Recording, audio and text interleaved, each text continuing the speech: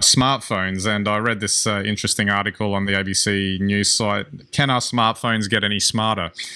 Of course they can. They can still keep building smarter software, AI, AI in the sense that not that it's, a thinking machine, so to speak, but software that can intuitively, sort of interface and, I guess what you want or whatever. They're not guessing anymore, they're eavesdropping. Yeah, exactly. I mean, it can do that sort of thing. But what was interesting, I think, is that the smartphone form factor is here to stay for the foreseeable future, in the sense that until the quote-unquote next big thing is figured out, which we'll get to a bit later because I've got an interesting view on that in this article, which I kind of think it makes sense, is that we've got the mature platform now. It is what it is. It's effectively replaced the PC as the center of the tech universe for you as an individual, I guess. You get more done on a phone now because you can carry it around everywhere with you, and it can do so many things. It's even replaced the PC as the price point. Yeah, yes, that's right.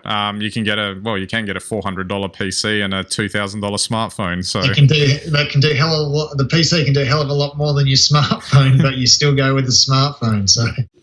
Yeah, so the interesting thing after considering all of that is that it appears that the smartphone is now becoming the center of your digital life, with persistent connection to the cloud.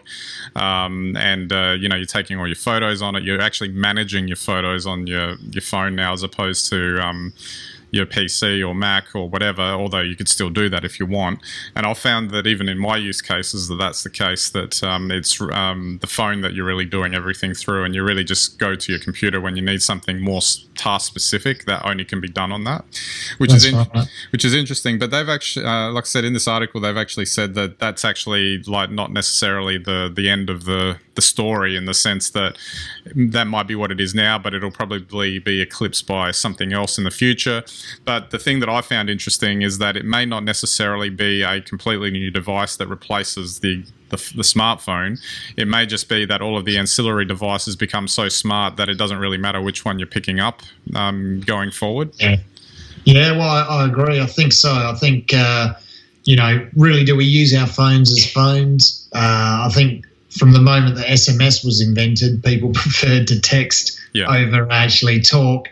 And I think the most interesting thing, though, about probably what the phone will become is that we're still beholden to the battery. So they have to be a certain size and certain shape to be able to get a battery that lasts long enough in there. Yeah. I don't know if anyone's thought of a cube, but I guess, maybe, but they're really into screens, aren't they? Yeah, absolutely. But the thing is, it could be other things like, watches or whatever other types of, ancillary devices you could be just picking them up and doing things with as well, because they'll just become that good.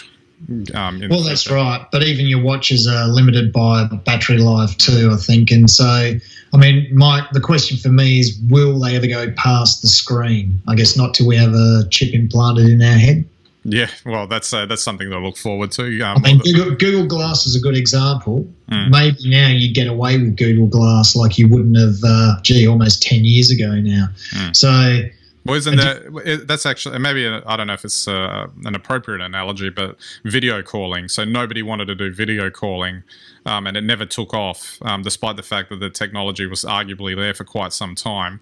But now we've got these smartphones, and now everyone can Skype, FaceTime, or do whatever, and they're completely comfortable doing that now, by comparison.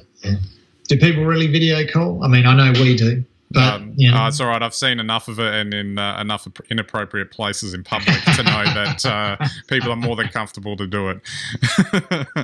But it's maybe it's just a question of if it's presented in a certain way, and like you said, if there's a true breakthrough in battery technology. So instead of your smartphone only lasting a day, it can last 2 weeks, for instance. That's right. And I guess the other thing is, as we covered last week, is the flip phone coming back with the foldable screen. I think that is actually something that will really change things, because it has the potential to knock out tablets. Yeah, exactly. As long as they get that folding issue working all good. Seems like Samsung's second attempt at it is going down really well. Apparently, it's not quite the fail that the Galaxy Fold was last year. Well, as I said last week, you have to start somewhere. So I think everyone knows you don't buy version 1.